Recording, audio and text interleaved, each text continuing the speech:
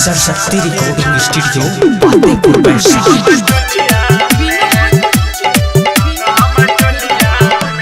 चली जेबू काल्हे अपना पियावा के संगे तू डोलिया में।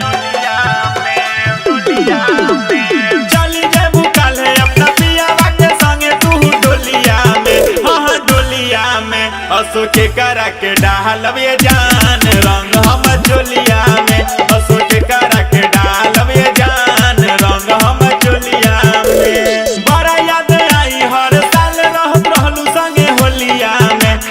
होलिया में असो के करा के डालब ये जान रंग हम चोलिया में। असो के करा के डालब ये जान रंग हम चोलिया में। असो के करा के ससुरा में लुटबू खूबे फागुन के तू लहरवा हो। माता तरती तोहर नैहर के अरवा हो। नैहर के अरवा हो ससुरा में लुटबू खूबे फागुन के तू लहरवा हो। माता तरती तोहर नैहर के अरवा हो। लोकबू न कतही त जाइब तोरा हमें टोलिया में। लोकबू न कतही त जाइब तोरा हमें टोलिया में।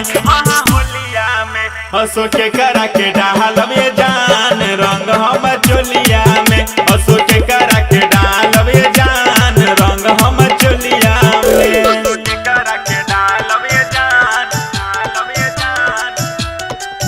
हम चोलिया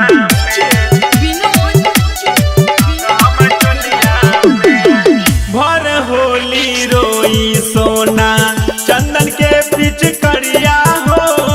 पियाबा से खूब लगवैबू खोल के तू सरिया हो।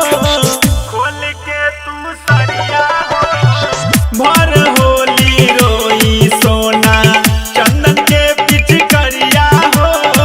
पियाबा से खूब लगवैबू खोल के तू सरिया हो।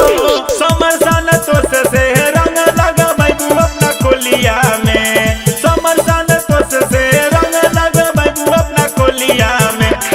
होलिया में हसो के करा के डालब ये जान रंग हम चोलिया में। हसो के करा के डालब ये जान रंग हम चोलिया में। Saraswati recording studio Fatehpur Vaishali.